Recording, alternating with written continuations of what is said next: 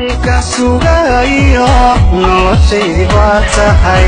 يعود كل بسم الله الرحمن الرحيم داوديال hareerahayga waxa fadhida laba gabdhood iyo wiil labada gabdhood iyo wiilkaasi ninkan waxa la dhahaa Tawfiq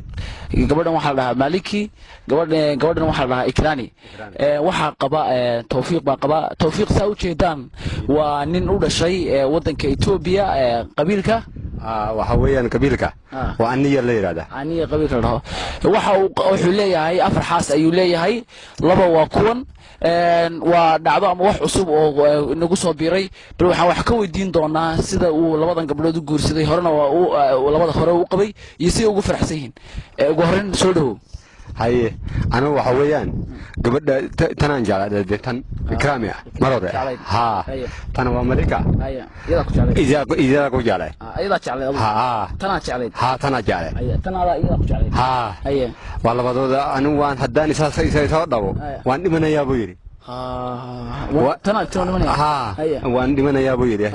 waa yaani waan guursanayaa buu yiri labadooda ana waan guursanayaa waa yahay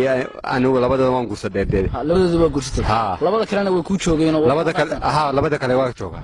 afartoodu way isku qanacsan yihiin okay waa yahay intee bilood baad qabtaa waa 3 bilood saddex bilood baad qabtaa labada horena intee bilood baad qabtaa waa 4 sano meelaa ku dhahay okay imika garoweena u soconaa garowe miyaad degaysaan mashaqa u socotaa miyaad dhaafaysaa matariibaatiin maxaa garowe u socotaa may garowe aan jooganay garowe joogaysaa shaqa u socotaa shaqa aan socotaa marka guri hal guri wada dejinaysaa may labada gabadhood waa hal guri wada dejinaysaa labada kalena hal guri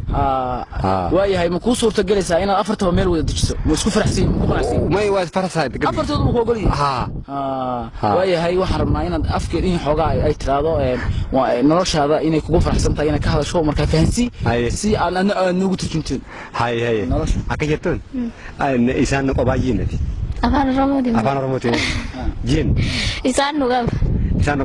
afrinu jin no afrinu isaan nugab Tawfiq anjaladetin yonin isa dhabinin doje jaladetin yonin isa dhabinin doje waxay tiri saa u jeedaan ba waan ku faraxsanahay inuu Tawfiq odagayga noqdo xaasas kalena yeesho Ikrani yo farxtu ana durugde ana durujaalade ana taal